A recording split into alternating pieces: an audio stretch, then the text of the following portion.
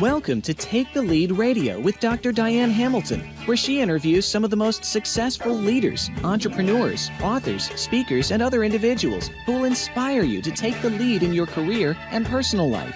And now, here is Dr. Diane Hamilton.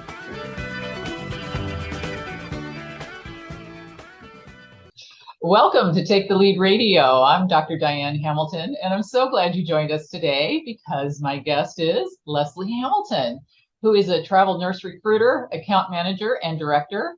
She has enjoyed enormous success at both small and industry giants such as Supplemental Health, Robert Half, and AMN. It's so nice to have you here, Lesley. Welcome.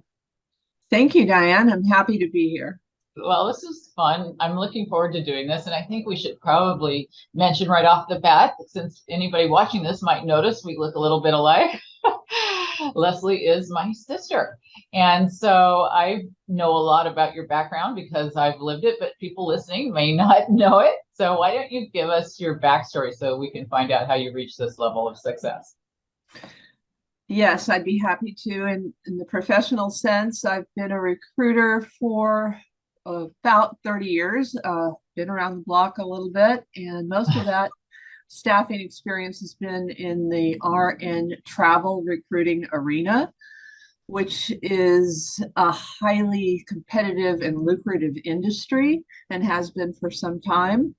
I've been, as you mentioned, Diane, I've been in the recruiter role, account management role, director role. I've started agencies from scratch.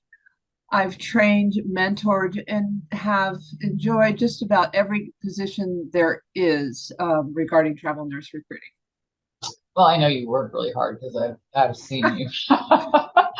But I think a lot of people don't know a lot about nurse travel and staffing industry information. And it's kind of different than some of the other industries. And I think a lot of people could learn from just what is it and how is it different from those other industries? Travel nurse recruiting is generally 13-week contracts for nurses across the country. And I've only worked in the United States, not internationally. So what I do is I place nurses in 13-week contracts at different hospitals in different states around the country, depending on the needs of the hospitals. And this is highly desirable for nurses who are able to travel. They are paid very well, and it's become absolutely a booming industry for all types of demographics. Well, as you said that, I'm looking up some. I had a guy on my show who was part of Thinkers 50, who was in the nursing industry, and he shared a story. It was really fascinating about how they do nursing in some of the European countries. They don't even have bosses. They decide how to work together, and they join these groups of nobody being the boss. And it's a really fascinating story. So I'll link that in the show notes. So people, if you're interested, that would be fun. Great show. But I want to talk about your industry just because this is something that comes up a lot when I interview for on gmn.net. I interview a lot of CHROs that are these companies are all worried about how COVID's impacted their business and what the current trends are and all that. And I know it's probably similar for a lot of industries, that there are a lot of issues out there. So I'm curious what issues or trends you've had to deal with since COVID. A lot of we're experiencing right now is a post-COVID hangover in the travel nursing field. During COVID, there's a huge demand for travelers. Travelers are requested when there are more patients, or they call it a higher census. And during COVID, the demand was sky high. And so the travel nursing business thrived. And there was such a demand for the COVID nurses, and therefore the rates for the nurses went way up. The hospitals pay the rates, and the agencies pay the nurses. And what they typically have made in the past, anywhere from, let's say, 2,500 to 5,000 a week. They're during COVID making anywhere from 5 to 10,000 a week. And so that was during the COVID heyday for the travelers. It's not a positive connotation for COVID, but the nurses did make quite a bit of money in the travel side. A lot of permanent nurses left their staff, their regular permanent staff jobs, to become travelers. And now the demand for nurses has gone way down. The rates have gone way down, but the travel industry still survives, and it has survived. I was working during the 2008 downsizing, and still travel nursing is a very strong business, in that hospitals need nurses to fill in when perm nurses are either, let's say, on maternity, or they take vacations, or the patient count or census is not up. It's a lucrative choice for the hospitals to fill in their needs with the travelers, rather than spend the money on the permanent nurses when they only need them perhaps for vacations, leaves, or perhaps seasonal needs. So to answer your question, right now, the trends for travel is still very high, not as high, anywhere near as high as it was during COVID, but about the same as it was pre-COVID. And it's hard for the nurses to get used to those pre-COVID rates. Yeah, and yes. I would imagine, as I'm thinking about who would be a travel nurse, Meet the Fockers or Meet the Parents, and that comes to mind when he was a male nurse. So I'm curious, what are the demographics of your nurses? Do you get a lot of men? Are they mostly women? I would just imagine there are a lot of male nurse travelers, and percentage wise that I have worked with, I would say probably 80% women, 20% men. I love working with the male nurses. I think that's about the right percentage in any of the agencies that I've worked in, large and small. Age groups really differ. Let's see, well, there's a range. It could be a younger nurse in their 30s, or possibly even late 20s, up until I have a nurse working right now that's 75 years old, and she's working med surg, which is one of the toughest units, and she's got 7 patients to 1, and she's still traveling. So there's a wide range, and with travel nursing, the demand that all the hospitals ask for the travel nurse is that they have at least 1, typically 2 years experience already in the hospital. So therefore it excludes new graduates, nurses that have not had a year or 2 in the hospital under their belt. They're not considered as good resources for travel nursing. The hospitals are our clients. They pay the bills, and they pay a premium rate hourly for nurses, and they pay that rate for a nurse that can what they say is hit the ground running. They don't want someone to train. They want someone that can adapt, that can fit in, that's flexible. And not all nurses do fit into that, but there are so many nurses that have become professional nurses that just go from one 13-week contract to another. They may jump across the country, or they may just keep extending on those 13-week contracts. Another lure for the nurse is that they get paid taxable and non-taxable monies. So if they're a true traveler, they will receive meals and incidentals non-taxed, and housing non-taxed, and travel non-taxed. So that's where one of the biggest lures is the money, because they're netting more with that non-taxed money averaged in. But they also, I would say, the second biggest lure for the nurse would be that they don't have to deal with the politics of the hospital. They're at 13 weeks, and I hear that more than anything. I imagine. Once a nurse makes the leap, sometimes they're very tentative about leaving a staff job and the stability of getting a travel job after travel job and stringing them together. But once they have taken a travel position, not once in my 30 years, not once have I heard a nurse say, I wish I hadn't left my firm job. They may have travel assignments they don't like. They may have recruiters or agencies they don't like, but not once have they said, I wish I hadn't gone into traveling. They typically can go back into perm, and they do sometimes. So sometimes they'll go into perm, travel, perm, but not once has there been remorse. And then, moreover, they get the travel bug and don't want to go back to Yeah. perm. I imagine. I was thinking, I ran into a travel nurse not that long ago at a small town here in Arizona, and he loved it. He was telling me he does it all the time. And I just recently watched a New Amsterdam television show. And they had a travel nurse on it, and I'm like, wow, this is just like everywhere. But They are everywhere. If you go to the hospital to visit a friend or relative, most of them are travel nurses. They're everywhere. Well, I would imagine it would help with burnout. You get tired of doing the same old thing, and it just kind of shakes things up. You mentioned a lot of the pros. I don't know if there's other pros you want to mention, but are there cons that come up at all? Well, you're traveling away from home.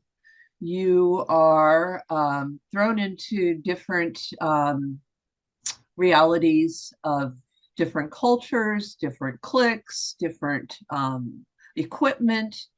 Not everybody can do that.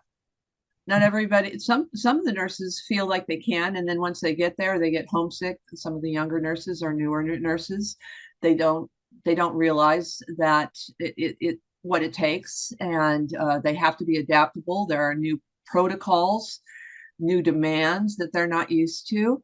But the flip side of that are a lot of the younger nurses desire that, so that they build their resume. They get more experience with the new and different charting systems, protocols, etc. The travel nurse is working very hard, typically away from home and staying, in housing that's not their home, and they're typically working very long hours. And not that they don't do that in the perm arena, but in the travel arena, a lot of times they'll pick up extra shifts. They usually work 3 12-hour shifts or 36 hours, but a lot of them will work 48 hours and may have originally taken the travel assignment for adventure, let's say Hawaii or some exotic Virgin Islands, and then learn that it's a lot of work and they're tired. On their days off they want to sleep. And so that's some of the cons. And sometimes the travelers feel like they're the fall guy if there are any issues that arise in hospitals. The perm nurses may not want to take responsibilities. I shouldn't say that happens a lot, but I've heard nurses complain about that kind of a situation.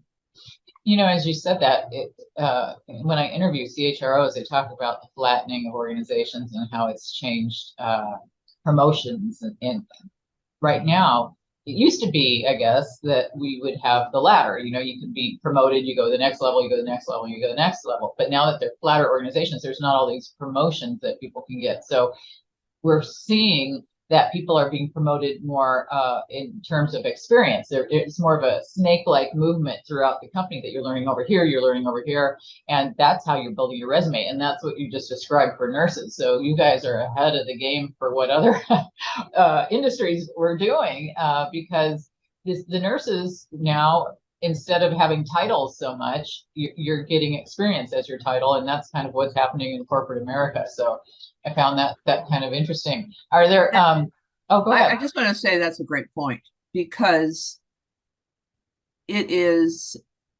part of the attraction for the nurses in gaining experience and therefore leveraging their resume in a very quick, short amount of time. They can increase their income by a 13-week assignment that maybe, let's say they're hired for ICU, but they'll let them float to another unit. They won't do it without training, but it is a way for them to climb to a higher income in a short period of time, much shorter than being in a permanent position. Yeah, I can see that. And I think that in any industry, there's challenges with getting people the experience and getting them prepared for the next assignment or whatever they're going to do. And I think that in this industry, there's probably some misconceptions about how it works or what to expect, or just in general, every industry is that way. Are there any misconceptions that you hear come up a lot? I imagine that's a yes. The industry is absolutely filled with misconceptions, and it's complicated. It's complicated for owners and recruiters who know the business well, that have been in it for a long time. The rules change, state rules change, compliance rules change.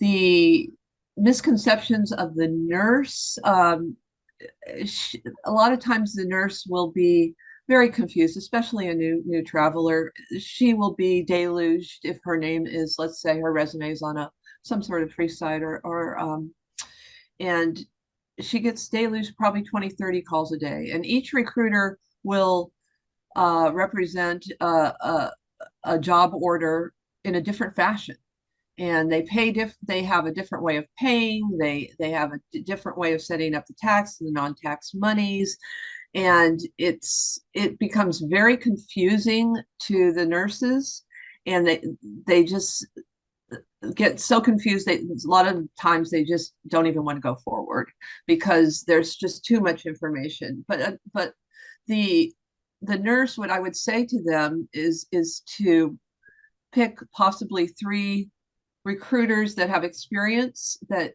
you feel that you can trust. Don't get overloaded. A lot of nurses will start talking to 10-20 people and then forget who they're talking to. Narrow it down to recruiters and companies that have good marks on the social media sites, and find recruiters that you can trust and have them explain it very, very carefully to you, so you understand, so the nurse understands the package, again, because they're so varied in their presentation. And another misconception, or I'll just say a misconception that a nurse has, is that the recruiter is making a whole lot of money off of them. Any sales, yeah, they always and yeah, and I'm not saying that being a recruiter for many years, even 2 or 3 years, you can make a lot of money, but you have to have a lot of nurses on assignment. And I hear a lot of times that nurses, once they hear what the bill rate is, that's what the hospital pays, and then they hear what their pay rate is, what the agency has to pay them, they feel that the recruiter is making a lot more money than what they really are making when you factor in all the business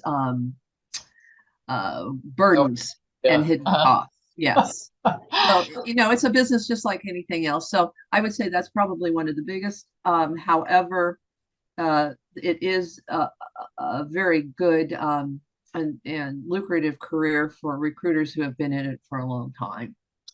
It sounds similar to when I was in the mortgage industry. I mean, you hear numbers and you think all this, but the salespeople don't get what the first number is, and you realize it does take a lot of volume in that industry. You have a lot of phones to actually make a living.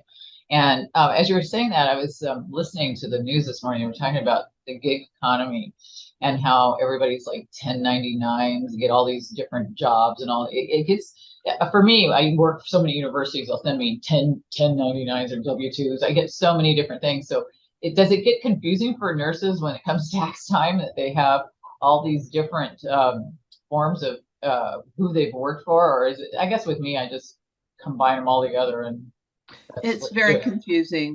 The tax portion of it is very confusing, and how many miles they have to be from the facility is, they hear different variations of that rule.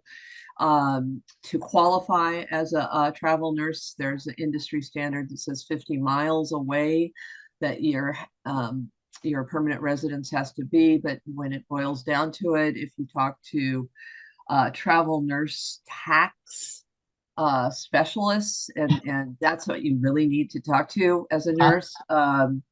Their bottom line is you qualify as a traveler if you are paying, and you can show you're paying a duplicate uh, uh, uh, duplicate monies for your houses, so that you're paying. Yeah, it's like a second home. Your second home has to be a certain distance away. It's interesting. Right. Very similar to Right. that. And in addition to that, after a year, the government, IRS, says that the nurse has to leave that assignment for whatever tax reasons.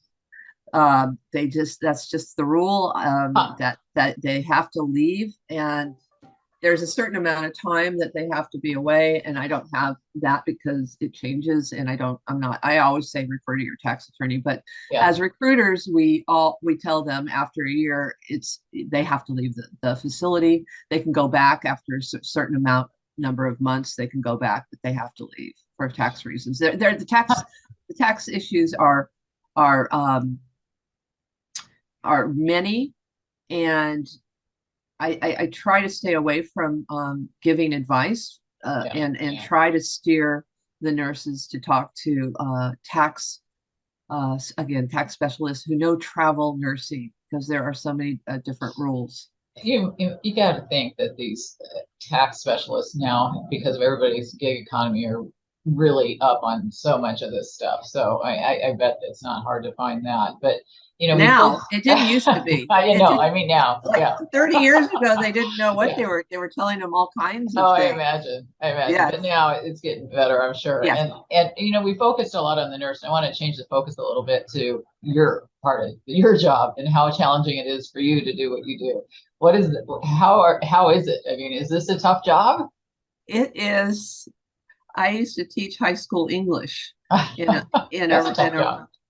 that was a tough job, but a terrific springboard for punishment. And I wouldn't say it's just totally punishing, or I wouldn't have stayed in it this long. And then it's absolutely has its rewards, but it is it's full time. It is not an 8 to 5. My nurses, the hospitals are 24 hours. I place nurses that have issues, and they may have the night shift, the 7P to 7A. They have issues in the middle of the night. They have my cell phone. They have questions on the weekends before they start on Monday. They need first aid instructions. They feel slighted by maybe cultural cliques that aren't treating them well. Finding nurses is a very competitive process. There are hundreds of agencies and thousands of recruiters competing for the same nurses and competing with the same job orders.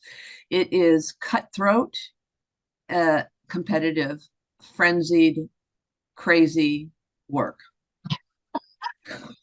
I've seen you work, so I know. I've seen how busy you can be.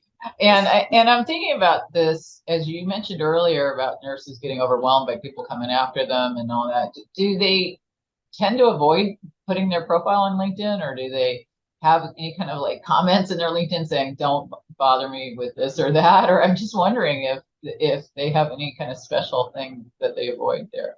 Well, the nurses that I deal with typically are not within the last probably five or so years. I've been dealing with more of the ICU, ER, what they call rubber glove type of nurses, and they don't use LinkedIn as much as let's say directors, managers, and leaders.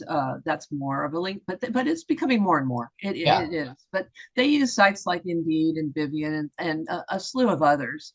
And to your questions, yes, once they post on any site, they are absolutely bombarded. And I will call them, and typically the nurses don't answer, of course. So try to text and email and try to get in, and it's an art, and persistence is key. And typically they're not going to answer unless they see a valid job order and what the money pays. And even then, they may have been called for that same position 10 other times, and before you even have a chance to call them. So that's why I'll get up at 2 in the morning and call nurse.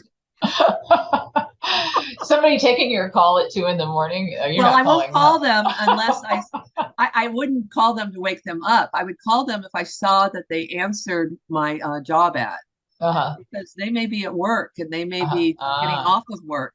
And if they're on and they have sent me a message, yes.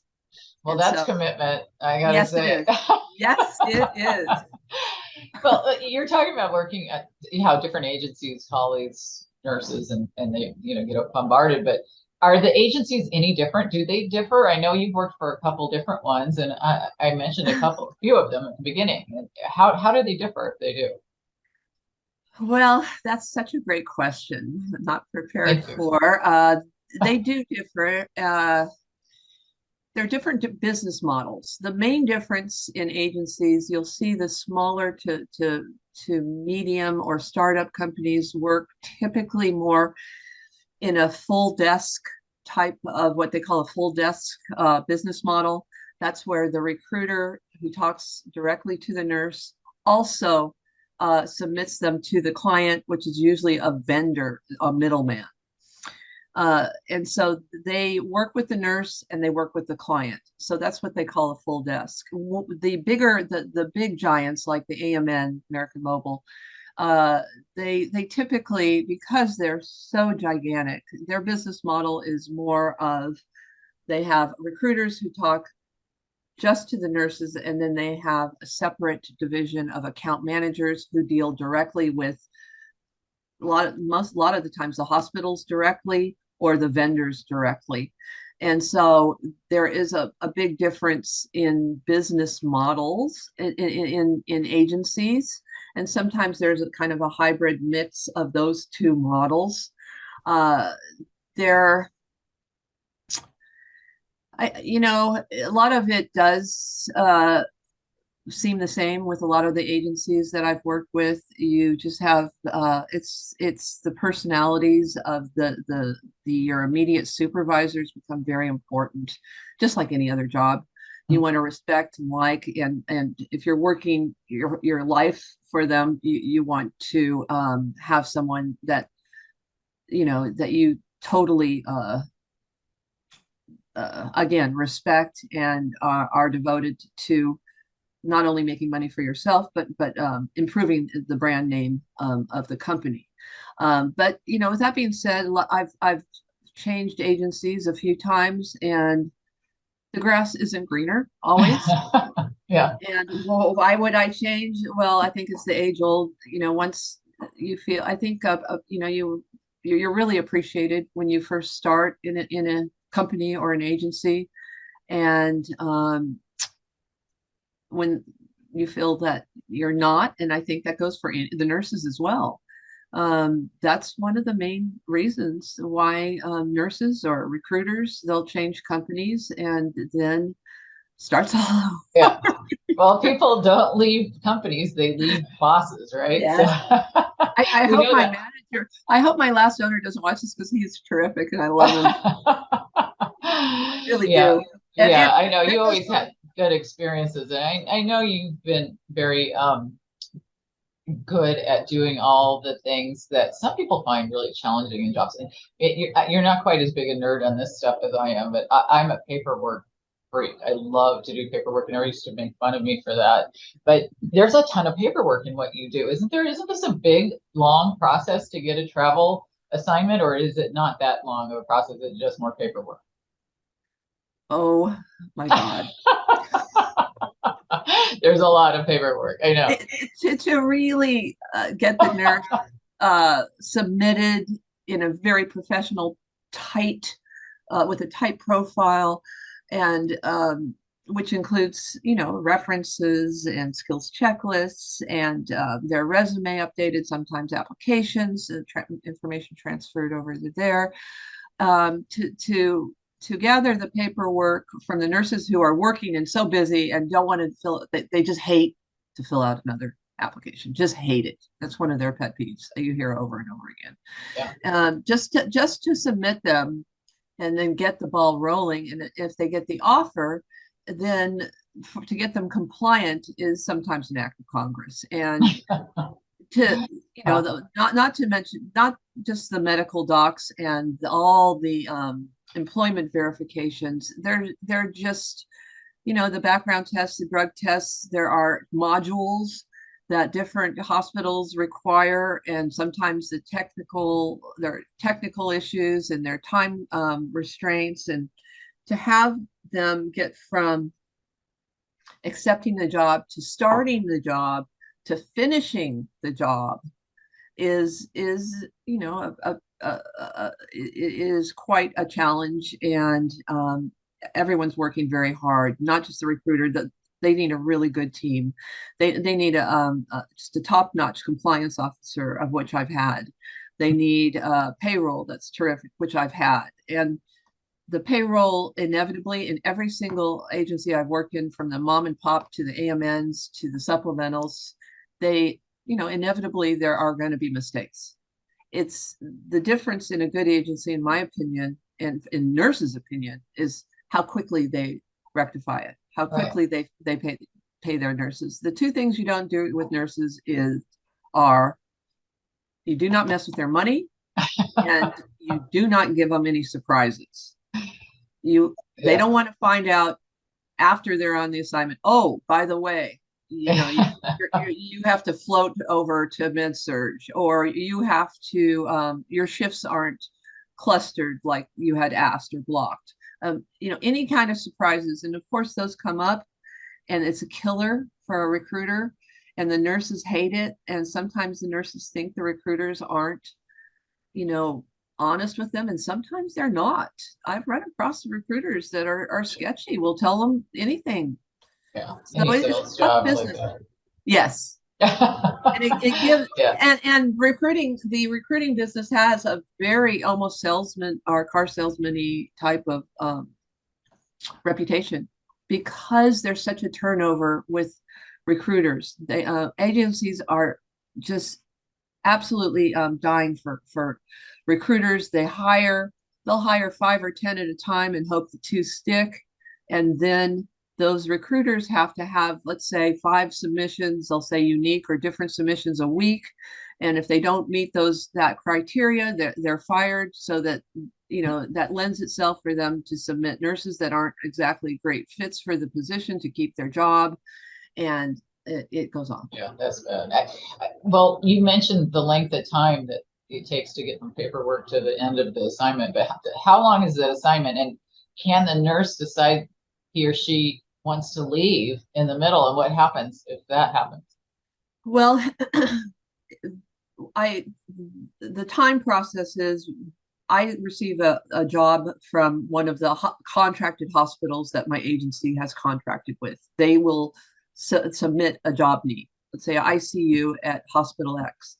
I get that job need, and I work as in a frenzy to fill it before the thousands of other recruiters that may have that job. And once I find someone that's interested, typically they will interview within about maybe 1 to 2 days, sometimes a week, after I've submitted the nurse. And of course, I've had to get the profile from the nurse, and I have to scramble to do that if I don't already have it. And so once she's submitted, they will interview them. Usually it's a 10-minute phone call interview. It's not like a perm interview.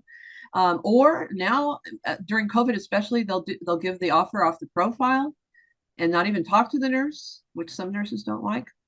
And the recruiters love, by the way. And then the nurse, after that offer is given and is accepted by the nurse, they typically start within 2 weeks. And then once they start, after the 2 weeks, they're hustling during that 2 weeks, 2 to 3 weeks. Sometimes you can start them in 3 or 4 days on quick starts, but I'm not even going to go into that. But let's just say 2 weeks for the average. And then once they start, then there's a 13-week contract. So that's the timeline. And then typically after that 13-week contract, more times than not, more than 60%, sometimes more than 70% of the time, they'll extend the nurse or ask them to extend. And if everybody's happy, that's everybody's joy. Because then you don't have to go through that whole compliancy process again. But can they just all of a sudden say, I don't want to do this and walk out? Well, they don't say it like that. They'll say they have a death in the family. Not to say that they don't get those, because Yeah. nurses are the first to get all the tragic Yeah, issues. I'm sure. And I have to just hand it to them firstly for what they're going through, and then they are dependent upon for with family members and etc. But yes, they will leave a contract if there's a health issue, if there is a family death, if there is if they feel their license is in jeopardy, if the hospital if they are asked to do things that they feel is that will jeopardize their license, yes, they do leave, and some agencies will fine them. I don't, I've never been in an agency that's been successful in doing that. And I have never fined a nurse for leaving. But on the flip side of that, the rub with travel nursing is they can cancel their contract as well on the other side. Does that happen often? Often enough. Really? Well, I mean, one a year is often enough, because I've sometimes worked with a nurse who's traveled from Florida to California on her first assignment. And that happened to me years ago. It doesn't happen a lot, but it's just things that I remember. And they canceled it when she was somewhere in Nebraska or something, and it was just horrible. Well, it's the same thing in the lending industry. If somebody decides to back out of their loan, or they pay it off, like in a couple of days, and then it's all over. You've lost the deal, and that's very frustrating. But can I just say on that, if that happens, then I would do, and any really good recruiter, and I consider myself one, I should be after so many years, will do everything they can to what they call redirect and get them somewhere, because they've already gone through all of that and they've left their job. It's something where I just don't sleep till I get them. Right. I can relate to that. We have that in common. And we talked a little about their pay at the beginning, but is it different from a permanent position? I mean, how's it different? It is, because there are non-taxed monies, and it's very complicated. But you'll hear different pays. The nurse will say, I'll say, how much money are you making? She's a perm nurse. She'll say $50 an hour. And I'll say, well, I've got a travel job for you. It's $50 an hour, but 30 of that is non-taxed. Yeah. So it makes a big difference. Why is it non-taxed? Oh, because if they're over 50 miles or do pay duplicate, then they're entitled to the non-tax. Nice. Yeah. That's the lure. That's the fetching piece of it. But also you have to factor in, if they're traveling, they're spending money. So if they're traveling to California, then the travel money that they're given is meant to pay for the housing. Oh, so you can't write that off? Well, I'm not a tax. I don't know how much, what they can and can't write off, but they will be spending that non-taxed monies either on housing, travel, meals, incidentals. But so many nurses are very savvy. The professional travel nurses, a lot of times they will buddy up, travel together. So they split the housing costs, or work with 3 or 4 others and then divide the housing costs, and then they get all those monies. Or they work at family, friends, locations, and are receiving those monies. But a lot of times they do get a lot of non-tax monies, and it's all governed by a site called the GSA site, an IRS site that will that lists the capped amount they're allowed to receive per day per zip code, and that's how we ascertain how much to pay them. We give them as much non-taxed money as we can, and then lower the non-taxed so that they net more. Right, right. Well, as if a nurse was listening to this and she's trying or he's trying to find a recruiter or an agency, what would you tell them, him or her, as to how do you pick one? I mean, if you guys are all have 10 of you have the same job you're offering, how do you know which one to go with? Well, I would look on the sites and find the job that I would be interested in as a nurse, Mhm. and give that agency, or apply to that job from that agency. And I think you get a real good feel within the first minute of a recruiter that you can bond with. You can tell if they are, maybe they can't. So that's why I would say call 3 or 4 or 5.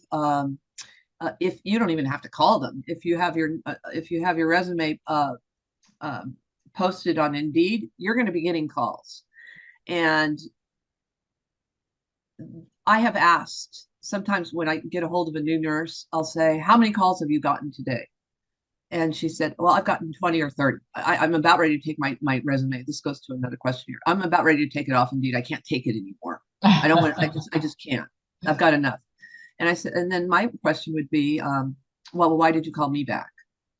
Mhm. And she said, I could tell from the message that you left that you knew what you were doing. Mhm. And so the recruiter will um, establish a rapport.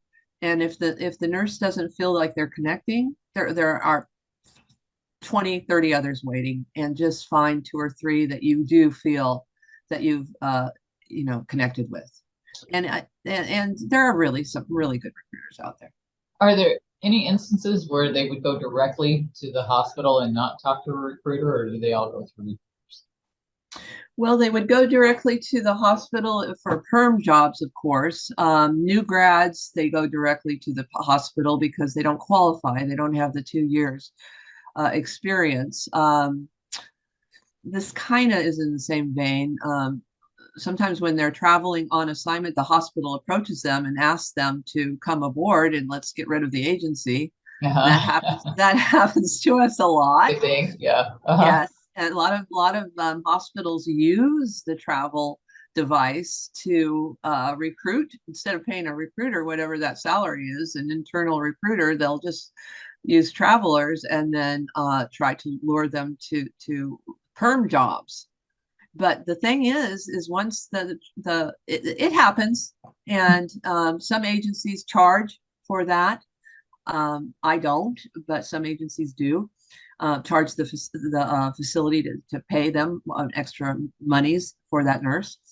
Um, but the thing is I hear all the time, the nurses tell me, they'll say, oh, they're trying to get me to come perm. They're trying to go behind your back. And because, and then they say, I'm not going to do it. I don't want to. The Yeah, reason I left, I'm not to do making that. more Yeah. money and I don't want the politics. Mhm. And Yeah. so it's really in vain most of the time, if that answers your question. No, it does. One of my first jobs was with Kelly Services, used to be called Kelly Girl, and it was the kind of Yeah. thing you went to work with, and they hired you. That company would owe Kelly a fee if they tried to hire you. So I remember it's always kind of worked that way. But I think, like you said, if you're wanting to be a travel nurse, that's not usually going to work. And if a somebody's listening to this and they're thinking of becoming a travel nurse, what would you recommend to them? I mean, what would make them make the decision, and how can they make it be as lucrative and satisfying? They could. There are enormous amounts of sites, travel nurse sites that they can just Google any, and they have changed over the years. But there are travel nurse sites that are for travel nurses only.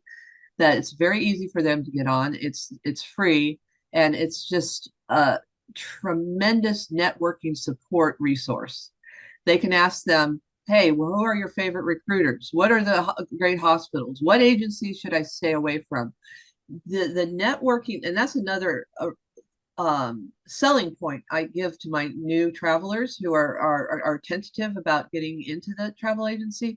You're going to have the most support that you've ever had. The travel nurses all support each other. They ultimately know each other, even if they live across the country, because they stick together. They will inform the nurse what to do, exactly what to ask, who are their favorite recruiters, agencies, again, hospitals or specific units in hospitals to stay away from. So they have all kinds of support. And then once they're in, the camaraderie amongst the travelers is unbelievable. They support each other, and that's another reason why the nurses start. They make strong bonds, and then they start traveling with their buddies, and they refer their buddies. It's a big referral kind of business. I imagine. Well, we covered a lot, and I want to make sure I ask you everything you want to tell everybody today. So is there anything I didn't ask you that you'd like to touch on in our last minutes here? I think that a lot of nurses get bad tastes or get confused, and especially from agencies that just sprung up during COVID, that who hired inexperienced recruiters. And those types of situations happened a lot because there was a lot of money to be made. So I would say find, I know the money's important, but to really connect with a recruiter and establish a business relationship where you feel that there is a trust and that you're not going to get any surprises, and that your money is not going to be messed with. And how do you know that? You can do research. You can look on the nursing support group websites. And a lot of it's just the gut feeling. When the nurses that I talk to will say, Leslie, I just feel I can trust you. And it's just because I have been doing this for so long that I'm familiar. They say, I worked at this hospital. I'll say, oh my God, you survived that. And so they know that I've been through the ringer, and I would never want to put, like, let's say a nurse that's not qualified into a situation let's say in a high acuity situation that they would be absolutely not a fit for.